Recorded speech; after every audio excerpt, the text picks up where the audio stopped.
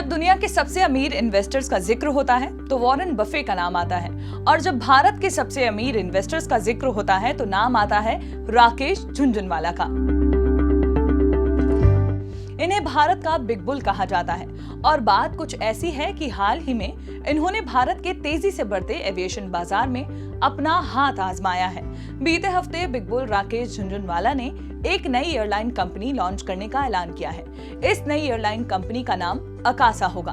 झुनझुनवाला के ऐलान के बाद से बोइंग, एविएशन इंडस्ट्री जैसे कई कंपनियों की किस्मत बदल सकती है, क्योंकि अभी तक झुनझुनवाला ने जिस भी सेक्टर में इन्वेस्ट किया है वो सफल रहा है।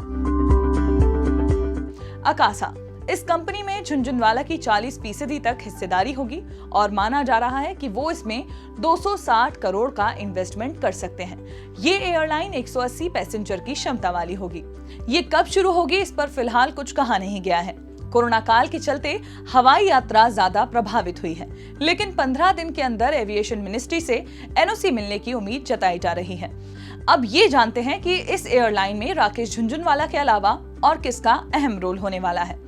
तो इसमें इंडिगो के पूर्व अध्यक्ष रहे आदित्य घोष की 10% हिस्सेदारी रहेगी और ये कंपनी के नॉमिनी होंगे। जेट एयरवेज के पूर्व सीईओ विनय दुबे की अकासा कंपनी में 15% की हिस्सेदारी रहेगी और ये अकासा कंपनी के भी सीईओ होंगे। गो एयर के रेवेन्यू मैनेजमेंट के वाइस प्रेसिडेंट रहे बीपी आनंद श्रीनिवासन अकासा के चीफ टेक्नोलॉजी ऑफिसर रहेंगे। जेट एयरवेज के सीनियर वाइस प्रेसिडेंट रहे प्रवीण अय्यर अकासा के चीफ ऑपरेटिंग ऑफिसर रहेंगे। जेट एयरवेज के फ्लाइट ऑपरेशन के पूर्व वाइस प्रेसिडेंट रहे फ्लाइट ग्रेसियस अकासा कंपनी में शामिल हैं, और उनके साथ साथ एविएशन इंडस्ट्री में लंबे समय से सक्रिय रही नीलू खत्री भी रहेंगी। कोरोना महामारी की वजह से हर सेक्टर प्रभावित हुआ है। खासतौर पर एविएशन सेक्टर की बात करें तो ये पहले से ही आर्थिक संकट से गुजर रहा है। कभी देश की सबसे बड़ी एयरलाइन कंपनी रही किंगफिशर को 2012 में अपना कारोबार बंद करना पड़ा। जेट एयरवेज भी 2019 से ग्राउंडेड है। वहीं टाटा ग्रुप और सिंगापुर एयरलाइन लिमिटेड के जॉइंट वेंचर वाली कंपनी विस्तारा और इंडिगो का हाल भी कुछ ऐसा ही है। बात करें सरकारी एयरलाइन कंपनी एयर इंडिया की, तो सरकार इसे निजी हाथों में देने की तैयारी में है।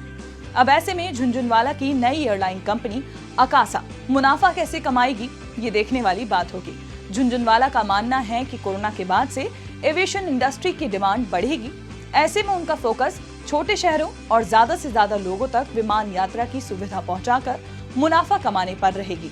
ऐसे ही नॉलेज बढ़ाने वाले वीडियोस को देखने के लिए जुड़े रहिए दैनिक भास्कर ऐप के साथ। शेयर और डाउनलोड करें दैनिक भास्कर ऐप।